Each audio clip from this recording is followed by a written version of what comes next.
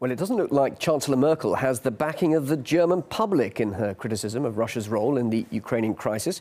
80% of those polled online by a German daily newspaper believe that Moscow's actions are legitimate and think the reaction of Western governments is hypocritical. Well, let's discuss the situation in Ukraine with Brooks Newmark, who's a British Conservative Party MP, joining us from our London studios.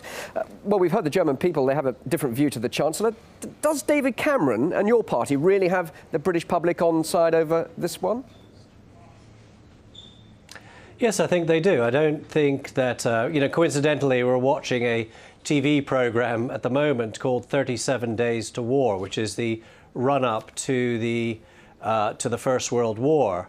And, I think it's very reminiscent of what we saw, for example, in Germany in the lead-up to the Second World War, where Germany illegally occupied a foreign territory.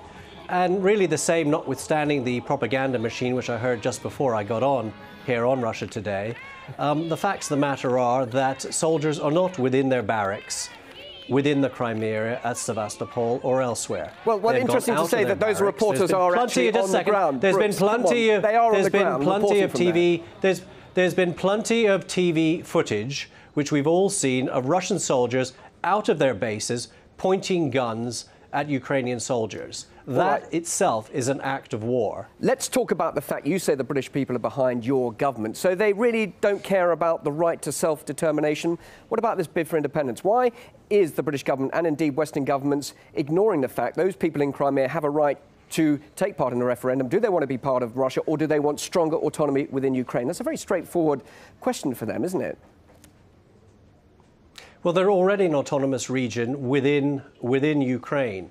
It is not up to the Russians, who have been doing their best to foment revolution within Crimea, to try and create a synthetic, illegal vote that is about to take place. It has no recognition by almost any other power in the world, except Russia and its very few allies that it has left in the world. It is an illegal vote. It is an illegal referendum. You cannot have unilaterally areas within countries having its own referendum. So why then is central government in Kiev regarded as legitimate from the West point of view, when in fact it broke a peace deal, brokered by EU politicians, acknowledging the concessions made by Yanukovych, and yet it broke that peace deal and pushed its way into power? Is that legal, and is that a democratic process? And that's a fair question. But the question is then, is it up then for Russia to go in and illegally invade another country to resolve that? No, it's an interim government. You're saying Russia's gone in to invade. Just a second again. There are many countries throughout the world in which change takes place, and there are interim governments. You know, we have to work within the international norms. Russia is not acting in international norms. It is illegally going in and trying to take over part of another country. Can I ask you a quick question? Even Ukraine has now been asked to launch aircraft to do a monitoring, a surveillance operation to see whether there are indeed invasive forces within Crimea. They've been invited to do that today. The Russians are saying they've already had a force, of course, within Crimea legally. There has been no indication of any invasion as such. Why is it that the West keeps thinking that? Well, I think twofold. First of all, the soldiers, who are perfectly entitled, by the way, to remain within their base, within the Crimea. I don't think anyone here questions that. It's when they leave their base and try and take a more aggressive stand against the Ukrainian people, number one, internally, where there is a problem.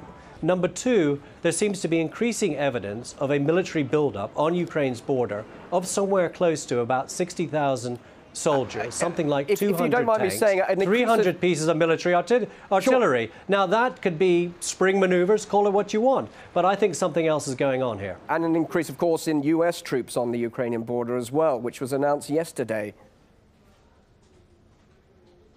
Yeah, look, I've argued on your program recently. I think that, frankly, if Putin continues his aggressive moves within Ukraine, we should move the front line of NATO right back into Poland and the Baltic states to defend them. Because if Putin is using the pretext of protecting Russian speakers by going into Ukraine, he'll probably be thinking about Lithuania, Latvia, Estonia next. And I think we want to prevent that from happening. Many, of course, commentators would poo-poo that and say that's not at all likely. The fact is, Putin has been regarded as being provoked into perhaps this you're right, but given Putin's moves lately, I wouldn't have thought he would have gone into Ukraine. But it looks like that's exactly what he's doing. So how come NATO is now encircling Russia, as the Russians are very concerned that there was an agreement back in 1991 that there would be no encirclement, no provocations from NATO, and now we're seeing many anti-missile defense bases, NATO bases, set up encircling Russia. Has Putin not been pushed into this?